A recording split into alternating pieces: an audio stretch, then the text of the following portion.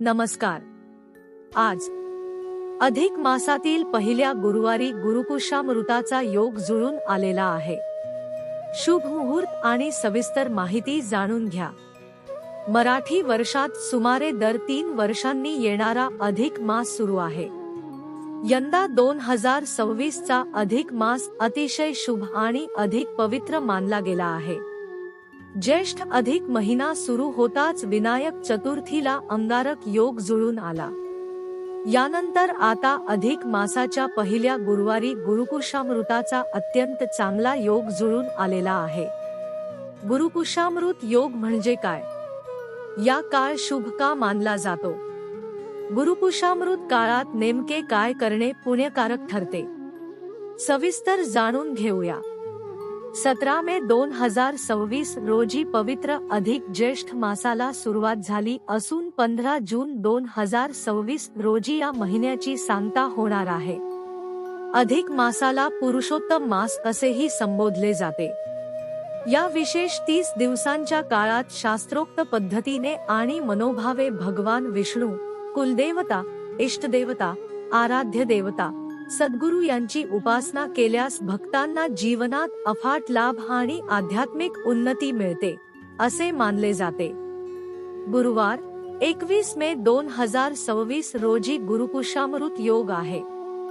गुरुवारी पुष्य नक्षत्र आले तर त्या दिवशी गुरुपुष्यामृत योग होतो. हा योग सर्व कार्यासाठी शुभ समजला जातो. या योगावर सोने खरेदी केले असता त्याची वृद्धी होते अशी मान्यता आहे. त्यामुळे या योगानिमित्त सोने खरेदीसाठी ग्राहक मोठ्या प्रमाणावर गर्दी करतात. अशुभतेपासून वाचण्यासाठी गुरुपुष्यामृत योग श्रेष्ठ आहे असे मानले जाते. गुरुवार 21 मे 2026 रोजी सकाळी 06:05 पासून ते उत्तररात्र 02:49 पर्यंत म्हणजेच संपूर्ण दिवस गुरुपुष्यामृत योग जुळून आलेला आहे. गुरुपुष्यामृतयोग वारंवार येत नाही. ज्या गुरुवारी पुष्य नक्षत्र येते त्या दिवशी गुरुपुष्यामृतयोग असतो. गुरुवारी धार्मिक कार्ये करणे उत्तम मानले गेले आहे.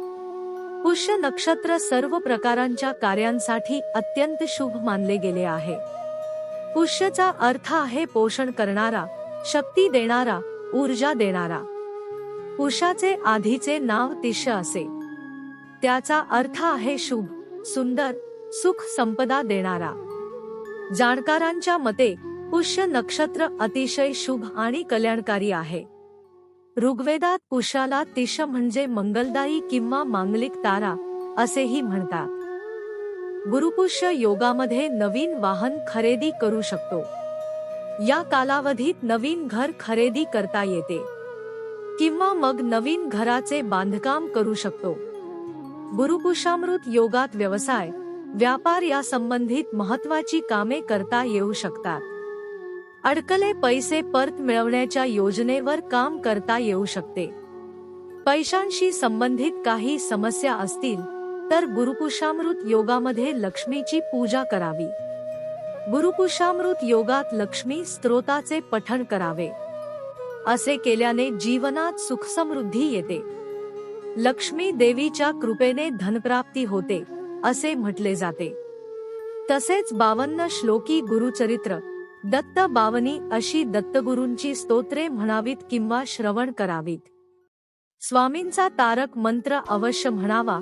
शक्य असेल तर 11 वेळा पारायण करावे.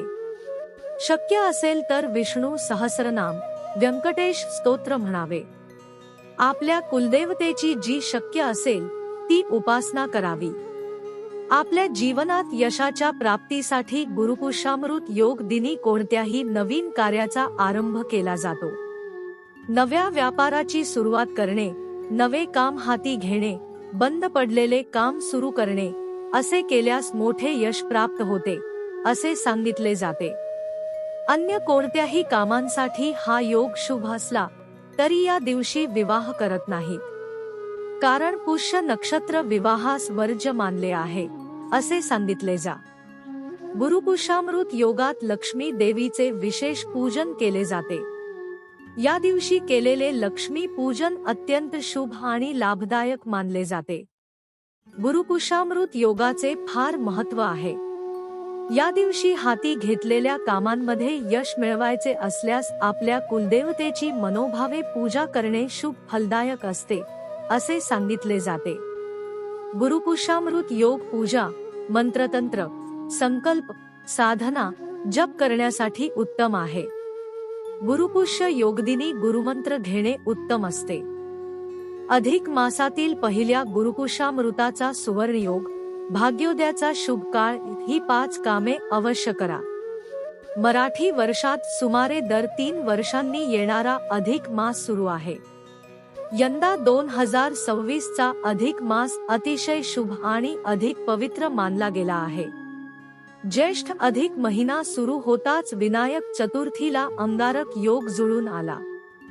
यानंतर आता अधिक मासाच्या पहिल्या गुरुवारी गुरुपुषामृताचा अत्यंत चांगला योग जुळून आलेला आहे. गुरुपुषामृत योग म्हणजे काय? गुरुपुषामृत काळात नेमके काय करणे पुण्यकारक ठरते, सविस्तर जाणून घेऊया. 17 मे 2026 रोजी पवित्र अधिक ज्येष्ठ मासाला सुरुवात झाली असून 15 जून 2026 रोजी या महिन्याची सांगता होणार आहे. अधिक मासाला पुरुषोत्तम मास असेही संबोधले जाते. या विशेष 30 दिवसांच्या काळात शास्त्रोक्त पद्धतीने आणि मनोभावे भगवान विष्णू, कुलदेवता, इष्टदेवता, आराध्य देवता, सद्गुरू यांची उपासना केल्यास भक्तांना जीवनात अफाट लाभ आणि आध्यात्मिक उन्नती मिळते, असे मानले जाते. गुरुपुषामृतयोग वारंवार येत नाही.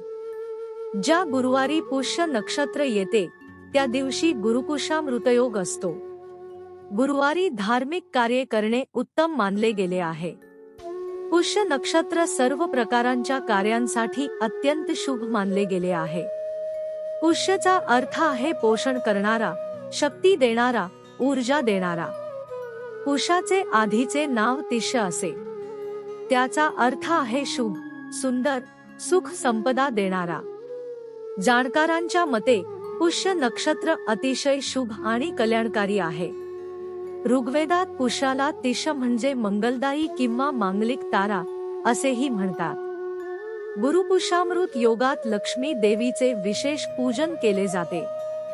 या दिवशी केलेले लक्ष्मी पूजन अत्यंत शुभ आणि लाभदायक मानले जाते. गुरुपुषामृत योगाचे फार महत्त्व आहे. या दिवशी हाती घेतलेल्या कामांमध्ये यश मिळवायचे असल्यास आपल्या कुलदेवतेची मनोभावे पूजा करणे शुभ फलदायक असते, असे सांगितले जाते. गुरुपुषामृत योग पूजा, मंत्रतंत्र, संकल्प, साधना, जप करण्यासाठी उत्तम आहे. गुरुपुष्य योगदिनी गुरुमंत्र घेणे उत्तम असते. गुंतवणुकीसाठी हा योग फायदेशीर मानला गेला आहे.